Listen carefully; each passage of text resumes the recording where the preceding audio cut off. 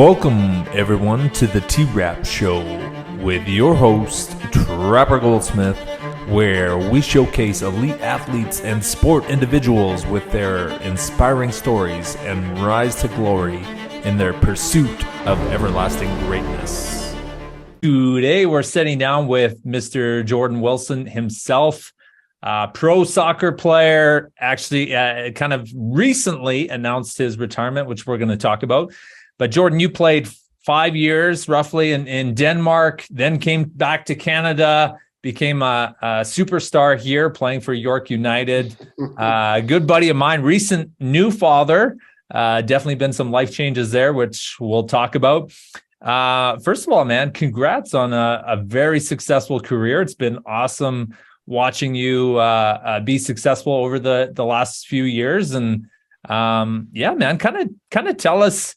Why don't we start with the decision, number one, to retire, because it was a little unexpected. I mean, you're still, kind of in the midst of your career, very successful, and then it just came out that you were hanging up the cleats. So what kind of brought that around?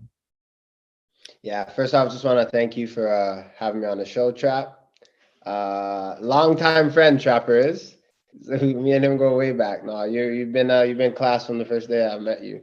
But retirement, I mean, there's many things, but a lot of people have said to me that have been dear to me. It's like it's better to leave too soon than to wait too long, type of thing. You know what I mean? It's better to go out on your own accord as that old guy that's still playing, and everyone's like, hey, when is this guy gonna give it a rest? No, I think obviously I had a few years left in me for sure to continue to play and to be in this league. But then I just thought, like, at what cost? If there's something that I enjoy to do, there's something that allows me to be around my family a bit more, and a career that I could look down the pipe in 10, 20 years, and that's something I would really want to do. I had an opportunity, and I just said, you know what, football's always been good to me. It's always been a vehicle. And playing 2-3 years more it almost became an ego thing. Like, yeah, I just want to show that I could still do it at 32, 33, 34, which I know I could. Anyone who knows me knows that I could continue to play. But I guess the question was, at what cost? Like, what am I really doing this for? If there's something that I enjoy doing that's a bit more, I enjoy doing more than playing, and I get more time with my family. It seemed like a perfect marriage and a no-brainer. So retirement was just, it was an easier decision than I thought it would be. Totally, man. And I like how you touched on, at what cost, because being a pro athlete costs. Like you have to sacrifice a certain amount, don't you? 100%. Like it's a grind that prepared me for, but it's one of those things for me that I needed. You're hustling and bustling all the time, and I think too, now that I'm taking that same dedication into a craft, it's nice. But yeah, you're away from home, trips into other provinces. Like before preseason, you could say, hey, we're going to, when I was in Denmark, or you're going to Turkey for 2 weeks. I was excited. Or you're going, if we're playing in York or at York, you're going away for 2 weeks. You're excited. But going to Florida. But now it's like 2 weeks. My son could come back with like a chin strap and a deep voice. Like you're gone for a long time, right? So it's just prioritizing. I feel. I think when I first held him, it just literally took my whole life and just spun it around for the better. But in terms of just looking down the next few years, it's like, how can I provide and how can I be around? And the beauty about all of this is, like, I'm still part of the game. So it's a win-win. Yeah, you're around the game. So let's talk about like your you moving into a broadcasting role. Is that right? Yes.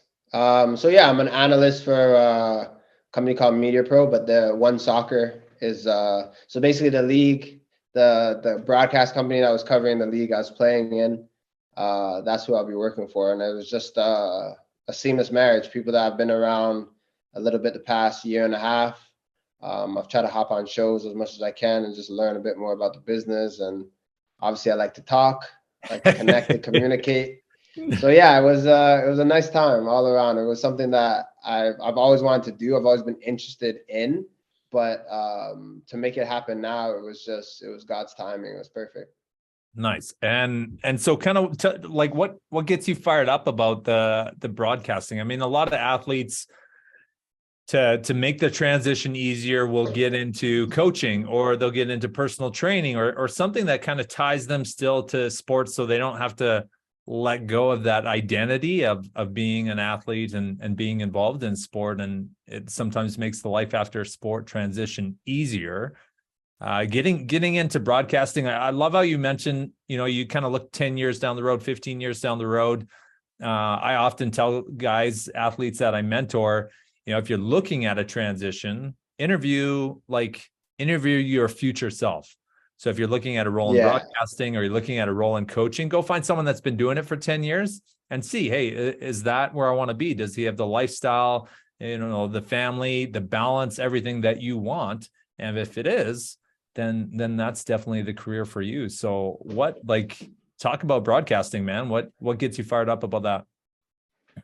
I said in my retirement letter, like, I love the pace of it, like how spontaneous it can be. Obviously, you have your notes and you're researching teams and topics and whatnot, but different moments by what people say, like, you have to react, and you don't really have that much time to formulate what you're gonna say. Like, you have to feel it. So communicating and connecting is just something I've really always enjoyed doing. To put it as a profession, it's just a blessing. Because for me, I was like, my parents said, hey, you got to go to school. I know you want to play soccer, but you got to go to school and get a degree. And I was like, okay, well, I'll be a teacher. I love kids. I love learning. I love connecting. I love being around people. I'm a clown. I like that. I feel like being in the media broadcast industry as well, you still get that like teamwork environment. You still get that time to like connect, to learn, to communicate, to have disagreements, to come to a common understanding. It's all of that. It's a nice little mashup. So specifically, I feel blessed because I'm covering Canadian soccer, which is something I'm very passionate about, on the women's side, on the men's side, but then also this new growing league in the CPL, the Canadian Premier League. It's like, this is a league that I played in for 2 years, but I've dreamt about since I was like in grade 1, like grade 6, like playing at home in a Canadian professional league. So now just being a part of it and being able to cover it is a dream come true. Oh, that's cool, man.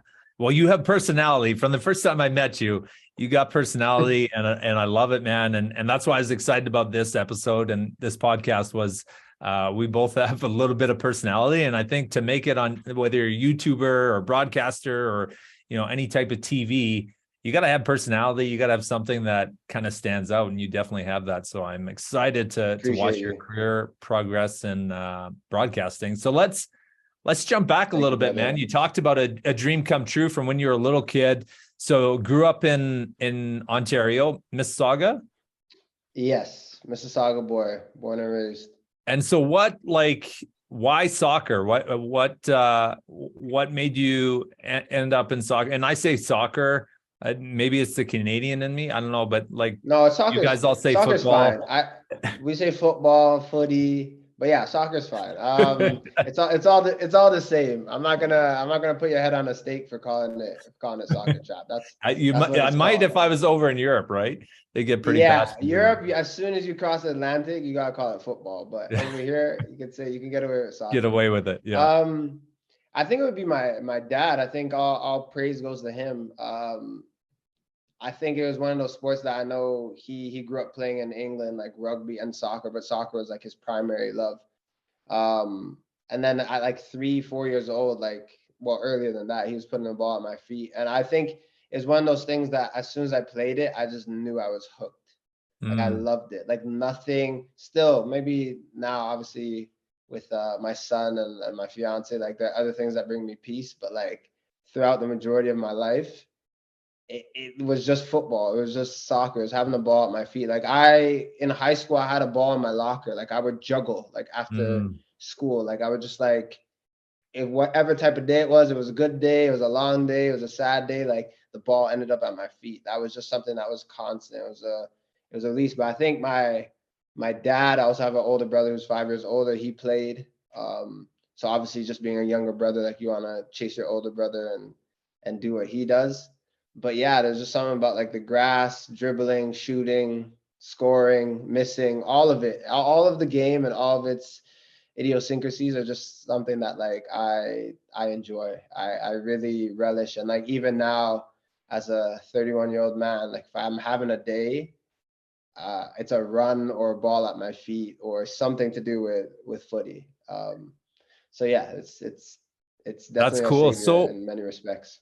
at what stage, like every young boy dreams of being an athlete, you know, we whatever sport it is, we grow up and love what we do, and it's like, I'd love, you know, we look up to role models. At what stage in your career were you like, shit, I can do this for a living, like I know I can make it as a pro soccer player? I think around like when I was like grade 7, like 12. Early on. I was like, and I wasn't the best. I was just like, I was the most dedicated. Like I loved it the most. Like I was Mm, always a good player. I was like middle of the pack. Showed some signs of like, hey, this guy could go far with it. But I was never like, hey, look at Jordan. Oh my goodness. Definitely not. I was just a kid that like loved it the most. And yeah, I had it as a dream, like, hey, I want to play in Europe because I feel like at that time too, there wasn't even a team in Toronto yet. Like Toronto FC wasn't even born. So right. everything you're looking at was like MLS or you're looking Europe. And for me, I was like, MLS is like a small window to try to get into. But there's so many European countries and so many people that love football. Like there has to be one that would take me. So I'm thinking I gotta go over there. And then also too, it helped that like my dad is British or is British and he had a passport. So like my brother and my sister and I also did. So it's like we can go over and just like see what happens. It's like we had a visa to expire or whatever that might be. But yeah, I think around grade 7, I started taking it seriously or more seriously and thought like this is a dream. But again, my parents were like, this is your dream, no problem. But like, what's your plan B? And I'm also grateful for that because that allowed me to like grow up and and have a fallback, but also be like, this is still the thing I want to do. I could have a nice, cushy life, maybe following that teacher route, but like I really want it. So it kind of just put things into perspective. It's not the only thing that I can do, but this is something that I really want to do. And that made me like the player that I was. I was just always so dedicated because of I guess the grassroots, because of me loving it so much. That's cool. Yeah, it's funny how parents from like our parents that era were always about, okay, I get it, you have dreams, but you know, just in case, right? My parents were the same. It was okay, yeah, just in case golf doesn't work out, you know, get a degree, go to school. And for me, like my boys want to do something, I'm just like, go all in, like give it everything you got. You fail, you fall on your face, you either try again or you move on. But like, you know, you're gonna figure it out. And it's you know, Yeah. maybe that's the athlete and entrepreneur in me. But Yeah. I'm always just like, you know, go give it everything you got, and if you fail, then figure something else out and But move I also on. think it's a I also think Trap that's a different time. I think you playing pro and going through all that you've went through and then coming out and having a different career. I think like your outlook on life is just a bit different. I think our parents, specifically mine, I don't know yours, so I won't speak about them, but I just think that generation was more like, I don't want to say rigid, but they were like prepared for a rainy day. Like, hey, Totally. like you going to a professional route or whatever, or if you're an artist or a musician, like there's so many of them. And then what happens if that doesn't work out? Like they want a safety net. And then you can see now there's so many people that make an income or a living doing something that parents or our parents would feel like that's like a 2% chance of making it. Like whether it be a YouTuber or a musician or artist, like they pay bills and this is like their job that they do for life. And our parents would be like, yeah, well, there's no chance. That seems like a hobby. That seems like something that you like to do. Mm. So I think it's also that's a blend with it as well. I think it's just a different era. I think, Yeah, totally. I agree. And there's more challenges now with everything, like, you know, I think of my boys coming up and everything they have to deal with that we didn't, you know, 20 years ago. So it's definitely a different era. I think there's way more opportunity to do what you want to, because we have a bigger networks. essentially your net worth is your net work. But also, like, sport progresses, being an entrepreneur progresses, like everything is so progressive that I think in order to be a pro athlete now, a high level, high caliber athlete, in order to be a multimillionaire, like, you can't have a backup plan. You got to burn the boat. You got to be all in. This is what you're doing, and 100% commit to that in order to elevate yourself to that 1%. Agreed. Where I think, back in their generation again, you could have a backup plan. You could drink beers on the weekend. You could kind of there was more balance in being a pro athlete and being, 100% entrepreneur, where now it's become so competitive that, I mean, there's kids starting at 3 years old to become, and they're groomed for 20 years. They've been playing for 20 years before they're even in their mid 20s, which is crazy. Right? Yeah. So let's give our viewers some tangibles, man. So you're a young kid, Ontario, growing up. How do you become a professional soccer player? Like, what would you recommend? What would your path be that you would, if your son comes to you and he's like, Dad, I want to play pro soccer, how are you going to get him there? I think for me, it's a healthy balance of like motivating him, but also just letting him fall in love with the game. What I've found is that the reason why I've played, I guess, so long, I guess I'm the older batch, right, of the guys in the league. But yeah, I don't even look at so long. Like, you see Messi in the World Cup, like 35, like that's longer. That's like a longer career, 35, 36, 37. Like you've been around. 31, I'm a vet here, but I don't think I'm a vet in the grand scheme of football. Yeah. I would say it's about your reps and your repetitions. Like, don't be militant about training and what you eat and your body fat and stuff like that as a 12-year-old. I would just say fall in love with the game. Like, you always know with certain kids, like, how serious they take it and how much they want it, because they're watching games, but then they're also playing. This is not like, hey, I'm going to play FIFA on my Xbox or PS5. Like, that's not getting you close to your goal. It's just like, you cannot stop having the ball at your feet. Like, I used to train with my team. Then my brother's 5 years older. I was a 12-year-old playing with like 17, 18-year-olds. And he would bring me to their training, and I wasn't really scared. I was like, let me just go, because I get to play with like the big kids. I get to play with like men. I was like, let's do it.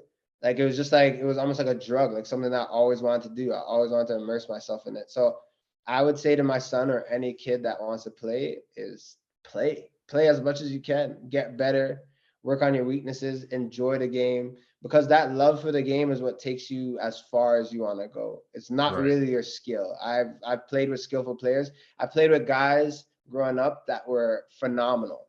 13, 14, 16, 17, everyone was talking about them. But if they didn't have that love, and if they weren't deeply rooted in the game, they fell off eventually. It was just like they couldn't handle it, or they didn't want to do it. It's that love for the game that really takes you. Yeah, I totally agree. I've always said, like, I've kind of drawn the line in the sand with my boys. I said, if you want to go like play elite, they play hockey and they play baseball. They're pretty good baseball players. If you want to take this thing, and have a shot at being professional, I'm 100% on board. Like, I will back you. But it's a different commitment from me as a parent, and it's a different commitment from you as a kid. But if you want to just have fun, then I'm 100%, I support that as well. And again, it's a different commitment from me, and I don't I expect that same commitment from you as a kid. And both my boys are like, they play hockey for fun, they play baseball, and they love it, and that's, they just want to have fun playing. And my wife and I are at every game, but I think I like how you said, like, the love of the game. I think it has to come from the kid first. They have to show that passion that too often, you've been around the game a long time. You see parents that force them into that career path, or even worse, right? Yeah. So here's a question, Jordan. What you talked about Messi. like what allows an athlete to play a longer or have a longer career than others? What is it in them, or what is it that they've done that allows them to play for such a long time? I think in a general sense, it's taking care of the details. Like I think at a certain point, I'll speak about soccer, football. Um, Everyone can run, everyone can kick the ball hard, fast, high. Everyone can jump to a certain degree, and everyone, if you give them like a big chance, 12 yards out, could probably put the ball in the back of the net. I think what separates a player playing 2 years, 3 years, or 13 years is about taking care of the little details. So Mhm. obviously you need a little bit of luck. Some people might, it could be on their body that it's not there. Maybe Right. they're always injured or whatever it might be. But for me early on, I had certain physios and whatever. They're just like, yeah, you're strong, but like you need to work on your flexibility. I said, done. I didn't go and say, oh, whatever, I'll take care of it when I'm 25. Right. They're like, yeah, Right. you're 20. Like you should probably like you're okay with your flexibility, but I'm telling you, it's about how much you could do with your muscles as opposed to how strong they are, how big they are. It's like how much they could take. So done. Like I was a 20-year-old doing yoga, and like people are like, "What's going on?" I was like, "Well, this is what I need to do to like Mm, make sure that my tissues that's and my good. muscles are ready." So Yeah. it's just taking care of the details. Like even this past season, it's like the young guys could tease and say, "Man, you have a whole like routine. Like it's like a dance routine, rolling the feet, rolling the muscles, stretching, whatever it is." But I was always the one that was ready to train every day and play in every game. I missed 2 games because I'm a little of a bandit, and I got a yellow card and a red card. But outside of like that, being fit, Personality came I, out. yeah, first a little bit. I mean, a red card that wasn't deserved, but whatever. It happens when you play the way that I play. But long story short is that I was ready to play because I took the time out at home, what I eat, how much I sleep, Mm, foam rolling, all these little percentages that if you talk to someone that maybe is new in the game or a younger player, they'll be like, oh, well, I have my whole career to worry about that. But they don't know that day by day, you're taking off minutes, you're taking off years of your game. And then it's about getting into that routine. And once you have that, then you almost can't function without it. There were some times I trained and I was like, oh, I'm not gonna do my routine today. mm, And immediately anything that would go wrong in the training session, you resort back to how you weren't prepared. right. So like I've played nearly 200 professional games. I don't think there's even a one single game that I wasn't prepared. I could have played bad like 20 of them, but like I could never go back and say it wasn't because I was prepared. It was maybe other factors that didn't attribute to it. So it just gets you ready. And I think then you just multiply those 200 by another 200, and you end up having such a long career because you're just taking care of the details. Yeah. Yeah. Man, that's powerful, because that's what I teach as well on the finance side. Like Mm, you don't wait until you're 28 to start getting your body in shape, doing physio, doing yoga, like you said. That stuff starts when you're 17, 18. Young like that. That's how you have a longer career. Man, that's such a good input, because it's the same with our finances. You don't start trying to figure out your finances when you're 29 and 30. Like you got to start when you're 20. And something I teach all my young athletes, like start putting whatever it is, start putting something away when you sign that first pro contract, because trying to play catch up is how we have a shorter career, like you just said, with our body and absolutely. our finances. So I always say, Jordan, once an athlete, always an athlete. How is your morning? You talked about like that morning prep, getting in the right zone. How has that changed now moving into retirement? Do we have a few more sleep in mornings now, or the little guy wake you up pretty early still?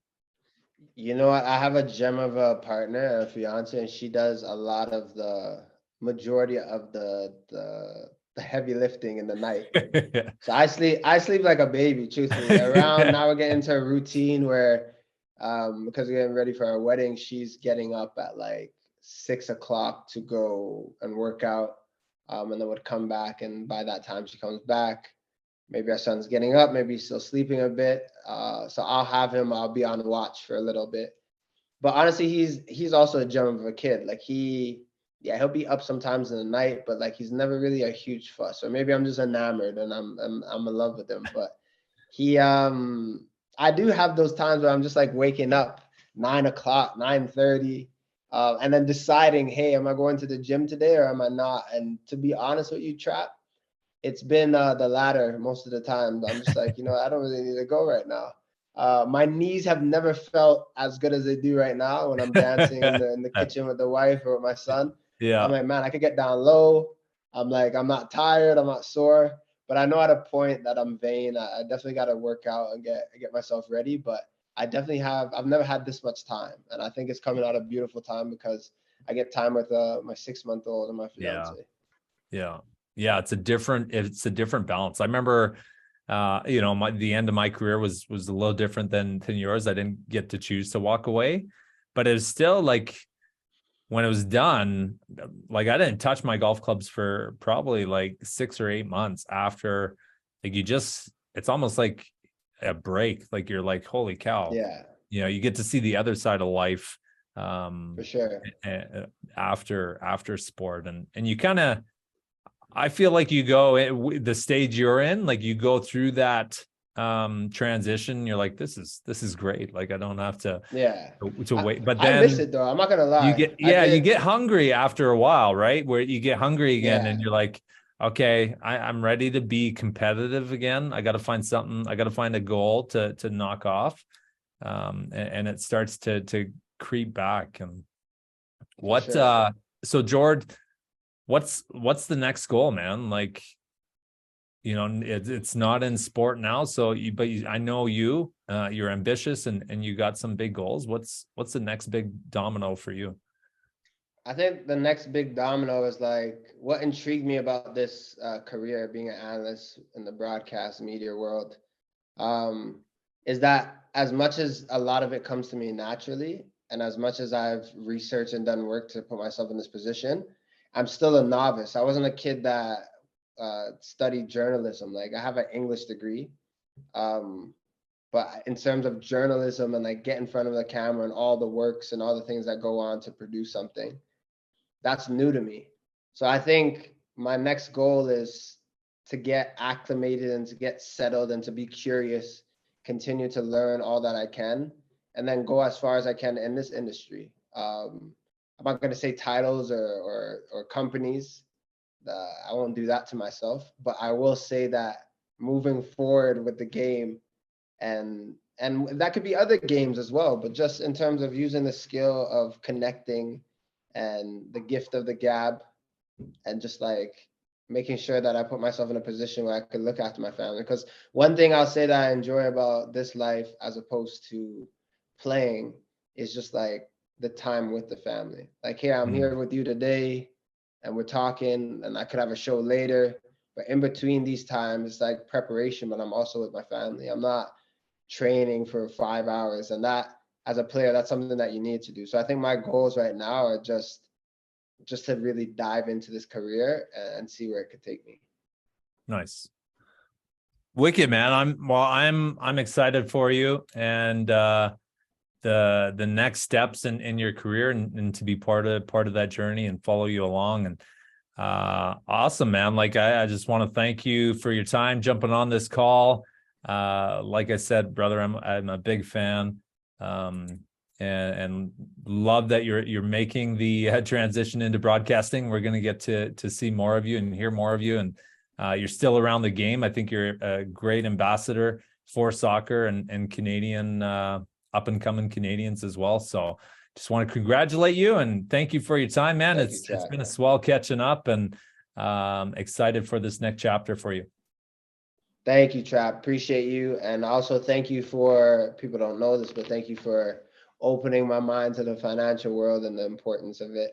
And I've already made little big strides for myself, for my family, and for our son. So I appreciate you for all that you do. Thanks for having me on. And anyone listening and they want to get their life in check and their finances in check, Trapper Goldsmith is the guy. Let him know. And also my boy Murphy, of course. So Absolutely. And man, Murph Redu, we'll have him on the podcast as well. Another great Canadian soccer player. let Okay, buddy, you have a great day, man. Appreciate your time. You too, And Trap. just as a kind of fun, if viewers want to follow you, I know you're on Instagram as well. Any other social platforms, or how can they follow Twitter. broadcasting? Twitter is I'm trying to grow the Twitter. All right. I've been against that my whole life. I was like, oh, I'm not gonna have a Twitter account. And a couple months ago, I bit the bullet. So yeah, it's the same name, J Wilson XVIII, and you can follow me on Instagram or Twitter or whatever platform you like better. All right, love it, man. Okay, we'll Twitter you for sure. Love it. Twitter tweet, love it. Okay, brother. Right, Trap. Talk to you soon. Appreciate you. You bet, man. Take care.